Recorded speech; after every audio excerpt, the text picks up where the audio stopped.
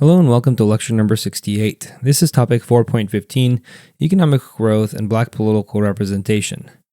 There are three learning objectives today, and the first one is to explain how economic growth in Black communities has been hindered and promoted in the second half of the 20th century. First of all, there has been significant growth in the Black middle class, which has been a direct result of anti-discrimination and affirmative action programs implemented during the 1960s. Part of the reason for this progress is the increased wages earned by Black Americans. Representation in white-collar work has also risen through the second half of the 20th century. For example, in 1940, Black men made up only 5.2% of the white-collar workforce, while Black women accounted for 6.4%.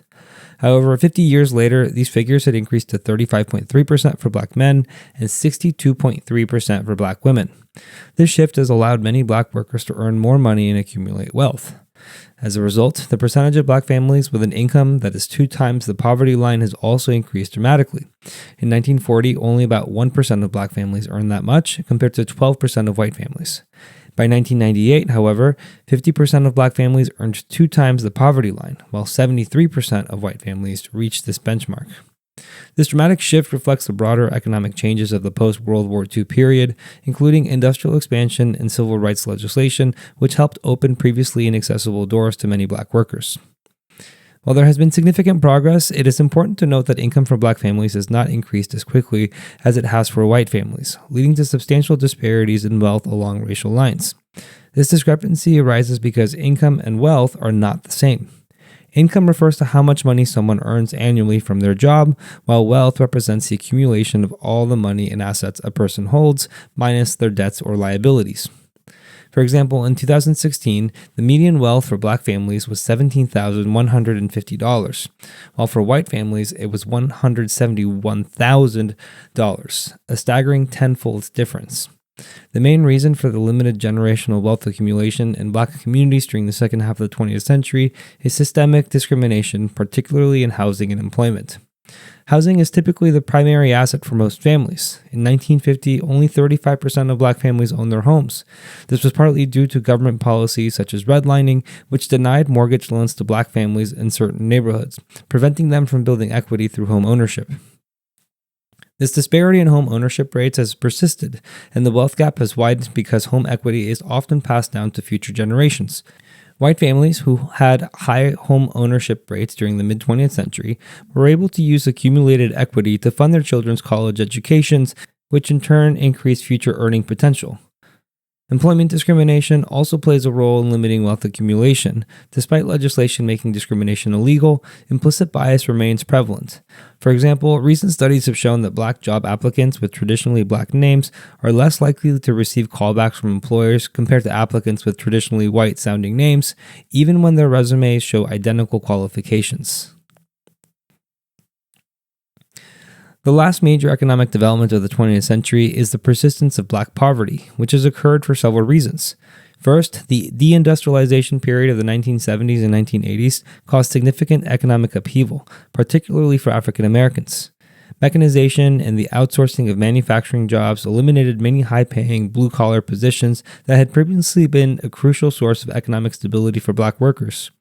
This shift led to the economic stagnation of many urban areas where the majority of African Americans lived. Cities like Detroit, once booming hubs of manufacturing, saw population decline and rising unemployment as the auto industry restructured, leaving many Black workers without alternatives. Statistics also highlight the opportunities for African Americans are often limited from childhood. In 2010, about 50% of Black youth, defined as anyone under the age of 18, lived in a single-parent household.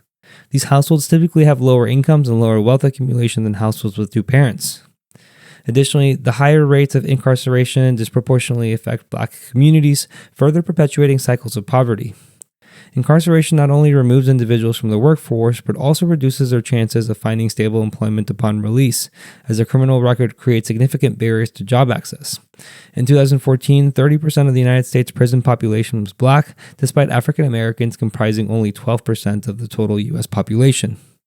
This stark disparity can be traced back to the war on drugs policies of the 1980s, which disproportionately targeted Black communities and led to mass incarceration. For example, mandatory minimum sentencing laws for crack cocaine offenses, used more commonly in black communities, were far harsher than those for powder cocaine, which was more prevalent in white communities. Moreover, incarceration disrupts family structures, which exacerbates poverty. If a parent is incarcerated, their inability to contribute financially to the household significantly reduces the family's overall economic stability. There have been significant changes in education during the second half of the 20th century. Desegregation efforts in the 1950s and 1960s greatly expanded educational opportunities for African Americans. For example, high school graduation rates for black Americans increased from 37.7% in 1960 to 88.8% in 2007. This progress has also translated into a gradual rise in black college graduates. By 2019, 26.1% of the black population over the age of 25 held a bachelor's degree. However, disparities persist. The percentage of black Americans holding bachelor's degrees compares poorly to the 40.1% of the white population in the same age range.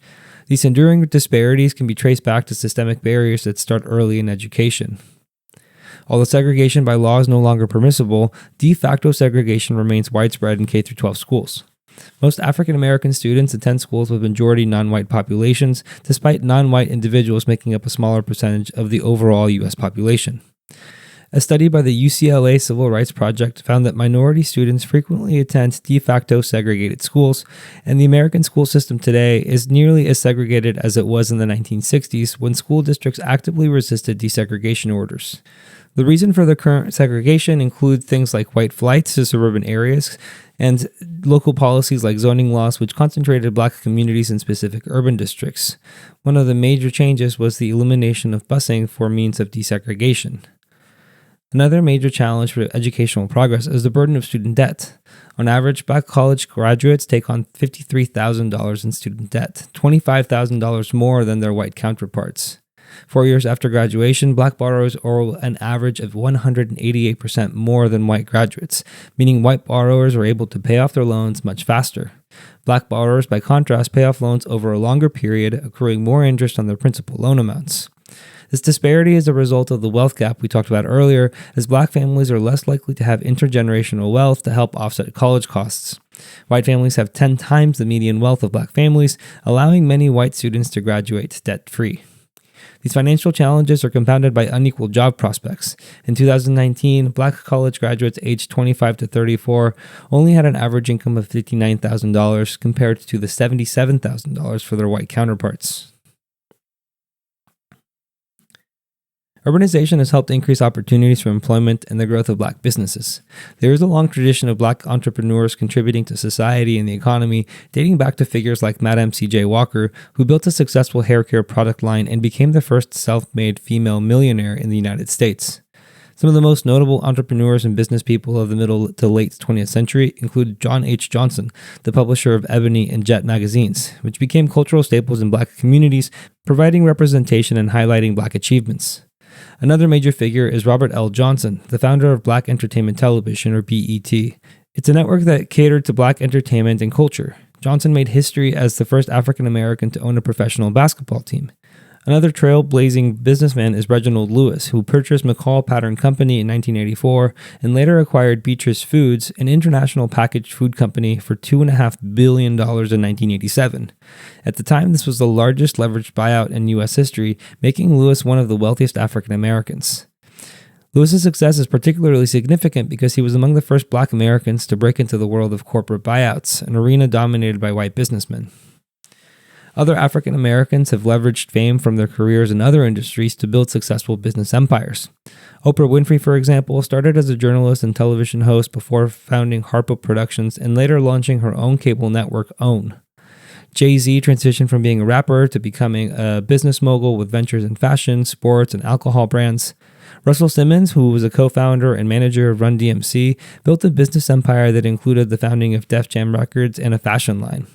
Rihanna has turned her music career into a global business with her luxury clothing and cosmetics brand, Fenty, which has been celebrated for its inclusive approach to beauty. And Dr. Dre is a rapper and producer who founded Beats Electronics, and Apple later acquired the company for over $1 billion, cementing his status as a major entrepreneur. This tradition of black entrepreneurship has deep historical roots. For instance, during the early 20th century, the Greenwood district in Tulsa, Oklahoma, known as Black Wall Street, was a thriving center of black-owned businesses before it was destroyed in the 1921 Tulsa Race Massacre.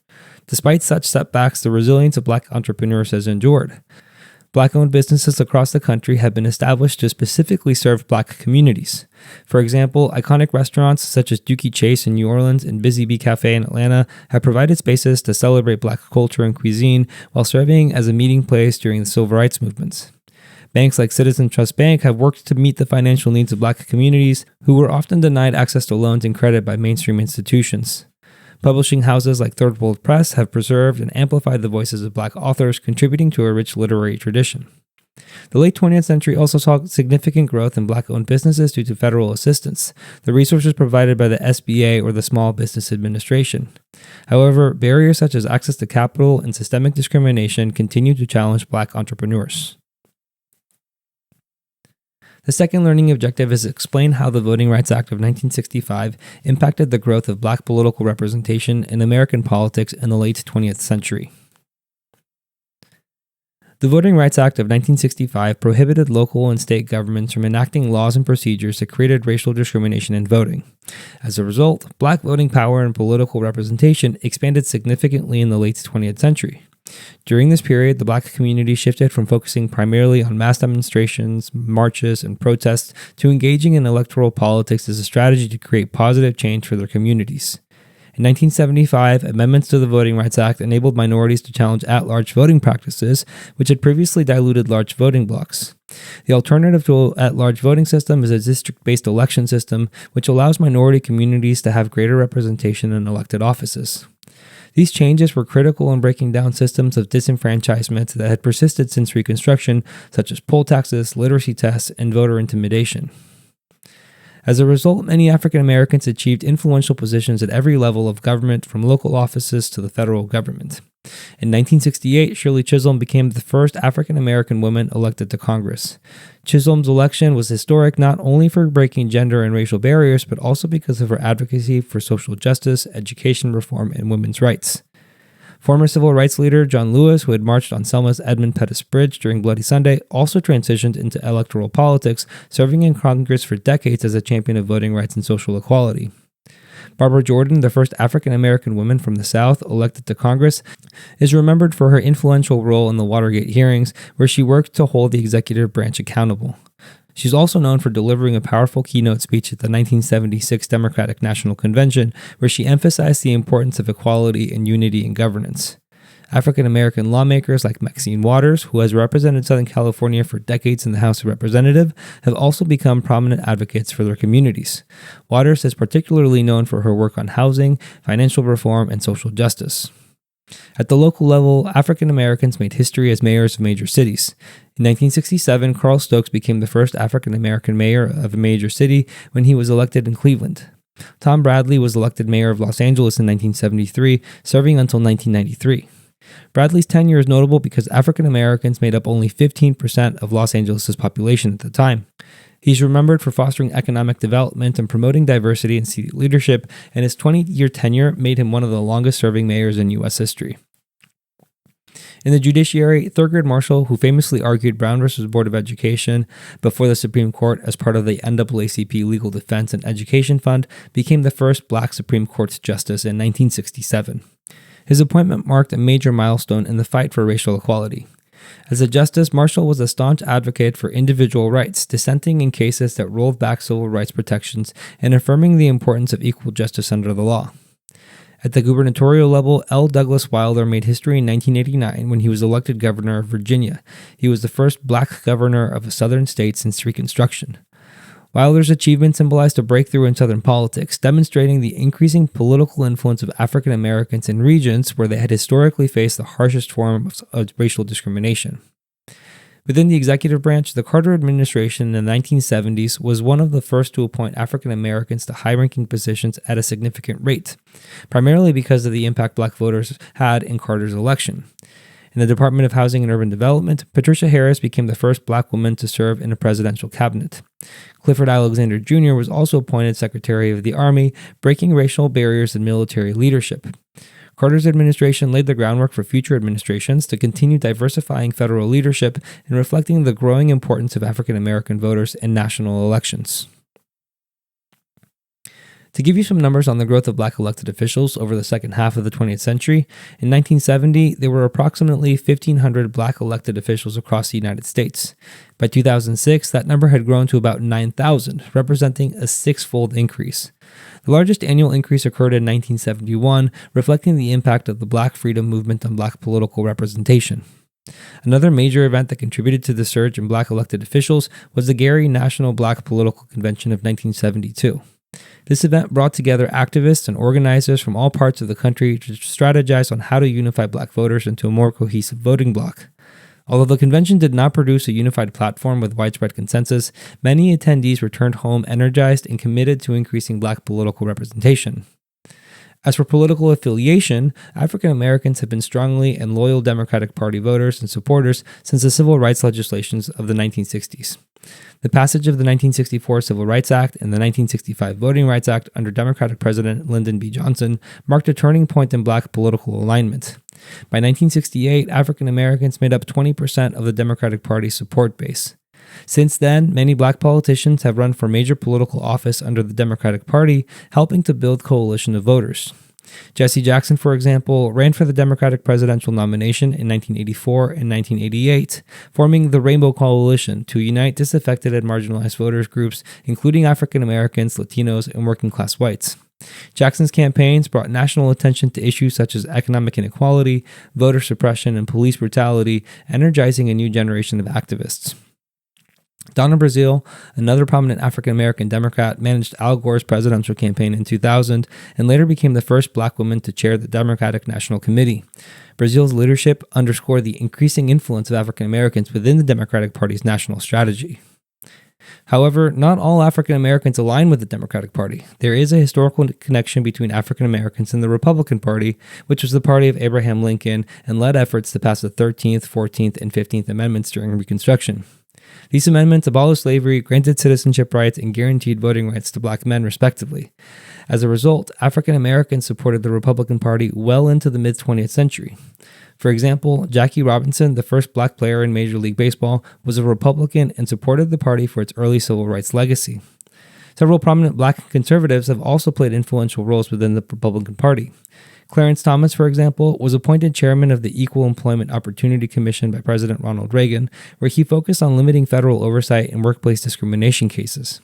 Later, President George H.W. Bush nominated Thomas to the Supreme Court, making him the second black justice to serve on the bench, following Thurgood Marshall. Unlike Marshall, whose judicial philosophy was rooted in advancing civil rights and social justice, Thomas is known for his originalist interpretation of the Constitution and his conservative approach to jurisprudence. He has consistently opposed affirmative action programs and broad government intervention, arguing that such policies can perpetuate dependency and undermine individual merit. Other notable black conservatives include Alan Keyes, who ran for president in 1996, 2000, and 2008, and Clarence Pendleton, who served as the chairman of the U.S. Commission on Civil Rights during Reagan's administration. While the majority of African Americans have aligned with the Democratic Party due to its role in advancing civil rights legislation, historical ties to the Republican Party persist, and notable black conservatives have also played key roles in shaping U.S. politics. And the final learning objective is describe the major advances in federal political leadership in the late 20th and early 21st century. Shirley Chisholm served as a New York State Assembly representative from 1964 to 1968. In 1968, she made history by becoming the first black congresswoman representing New York's 12th congressional district. In her groundbreaking election, she defeated civil rights leader James Farmer, who was a prominent figure in CORE, or the Congress of Racial Equality. Chisholm's political motto, "Unbought and Unbossed," defined her career and highlighted her independence as a representative. She prioritized the needs of her constituents over political donors for special interests. While serving in Congress, Chisholm founded the Congressional Women's Caucus in 1971 to address issues affecting women, and she was also a founding member of the Congressional Black Caucus. The Black Caucus was instrumental in promoting the growth of black political power by supporting black candidates at the national, state, and local levels, as well as lobbying for reforms in healthcare, employment, and social services, issues disproportionately affecting black communities. Chisholm was also a fierce advocate for women's rights. She played a critical role in the creation of WIC, the Special Supplemental Nutrition Program for Women, Infants, and Children, which evolved from earlier food stamp programs to provide better nutritional support for low-income mothers and their children. She also strongly supported the Equal Rights Amendment and initially hired only women to staff her congressional office. Her focus on gender equality set a precedent for future generations of women in politics, inspiring greater representation and advocacy in legislative spaces. In 1972, Chisholm broke even more barriers by running for the Democratic presidential nomination. She became the first woman to seek the nomination for a president in the Democratic Party and the first black person to challenge for a major party's presidential nomination. She achieved a historic win by securing New Jersey state primary. Though she did not win the nomination, her campaign shattered glass ceilings and paved the way for future presidential bids by leaders like Jesse Jackson in 1984 and 1988. Chisholm's advocacy for a multiracial and inclusive coalition, which became a cornerstone of Jackson's Rainbow Coalition, originated in her vision of unity and equity across racial and gender lines. In 2015, President Barack Obama posthumously awarded her the Presidential Medal of Freedom, recognizing her trailblazing role in American politics. Next, we'll discuss Colin Powell, who in 1989 was appointed as the chairman of the Joint Chiefs of Staff, the highest military position in the Department of Defense. In this role, Powell oversaw Operation Desert Storm during the Gulf War, a military campaign to liberate Kuwait from Iraqi occupation under Saddam Hussein. Later in 2001, Powell made history again when President George W. Bush appointed him as the first black Secretary of State. During his tenure, Powell was a key figure in shaping U.S. foreign policy in response to the September 11, 2001 terrorist attacks. He played a central role in building international coalitions to combat terrorism and support the Bush administration's decision to invade Afghanistan and Iraq. However, Powell's 2003 presentation to the United Nations, in which he argued that Iraq possessed weapons of mass destruction, became a point of controversy when those claims were later discredited. Powell would later express regret for the speech, calling it a blot on his record. In 2005, Powell stepped down from his position and was succeeded by Condoleezza Rice, another trailblazing black leader. Rice became the first black woman to serve as Secretary of State. She had already served in the Bush administration as the National Security Advisor, becoming the first woman to hold that role as well. Rice was central in shaping U.S. foreign policy during a tumultuous period, including the ongoing wars in Afghanistan and Iraq, and she worked to promote democracy in the Middle East. Into the 21st century, black political leadership within the executive branch has continued to grow. As previously mentioned, under President George W. Bush, Colin Powell and Condoleezza Rice played major roles as Secretary of State. Additionally, Bush appointed Rod Page as the Secretary of Education. Page became the first African American to hold this position and was responsible for implementing the controversial No Child Left Behind program. This program aimed to increase accountability in education by tracking the progress of schools through standardized testing. Schools that failed to meet federally mandated benchmarks faced penalties, including closure, which sparked widespread debate over the fairness and effectiveness of the policy. In 2008, Barack Obama was elected as the 44th President of the United States, becoming the first black person to hold the nation's highest office. Obama's political career began as a community organizer in Chicago, where he worked on issues such as housing and job training. In 2004, he gained national prominence when he successfully ran for Illinois Senate seat and delivered the keynote address at the Democratic National Convention, which significantly boosted his popularity. Obama served 2 terms as president from 2009 to 2017, and in his first election, he garnered 95% of the black vote, a testament to his strong support within the African American community. Some of Obama's major achievements include taking office during the Great Recession and implementing policies to stabilize the economy, such as the American Recovery and Reinvestment Act. He also signed the Affordable Care Act, which expanded health coverage to millions of Americans, and introduced DACA, or Deferred Action for Childhood Arrivals, an immigration program that protected eligible, undocumented immigrants who were brought to the U.S. as children. In 2009, shortly after his inauguration, Obama was awarded the Nobel Peace Prize for his efforts to strengthen international diplomacy and foster global cooperation. His presidency marked a turning point in U.S. history, symbolizing both the progress made and the ongoing challenges in achieving racial equality. Kamala Harris is another prominent example of the growth in black political leadership. Harris was elected as Attorney General of California in 2010, becoming the first black woman to hold that position. In 2016, she successfully ran for U.S. Senate, winning the seat vacated by Barbara Boxer. In the Senate, Harris focused on issues such as criminal justice reform, healthcare, and immigration, gaining recognition for her sharp questioning during high-profile hearings like that of Supreme Court nominee Brett Kavanaugh. In 2020, Harris launched her campaign for the Democratic presidential nomination, but suspended it before the primaries began. She was later chosen by Joe Biden as his vice presidential running mate, making history as the first Black and South Asian vice president of the United States. Harris's election also marked the first time a woman held the office of vice president, breaking additional barriers in American politics. In 2024, Harris became the first Black woman to receive a major party's endorsement to run for president for the Democratic Party, but ultimately she lost the election to Donald Trump. And now for the recap. The Black middle class grew in the 20th century, but major disparities in wealth persisted. Educational attainment has increased, notably in college degrees, but student debt and job prospects are bigger problems for Black graduates. Black-owned businesses and entrepreneurs have helped shape urban areas. Black political power has increased as a result of the Voting Rights Act of 1965, seen in the rise of Black elected officials at all levels. Shirley Chisholm broke ground as the first Black congresswoman and first Black person to contend for a major party's presidential nomination. And finally, Colin Powell, Condoleezza Rice, Barack Obama, and Kamala Harris exemplify the heights in government that Black Americans have attained. Thank you for watching. If you would like to watch the next lecture, click the thumbnail on the screen. And if you would like more resources to help you study, you can visit apushlights.com/AFAM. I wish you the best of luck with your studies, and I hope to see you back on the next lecture.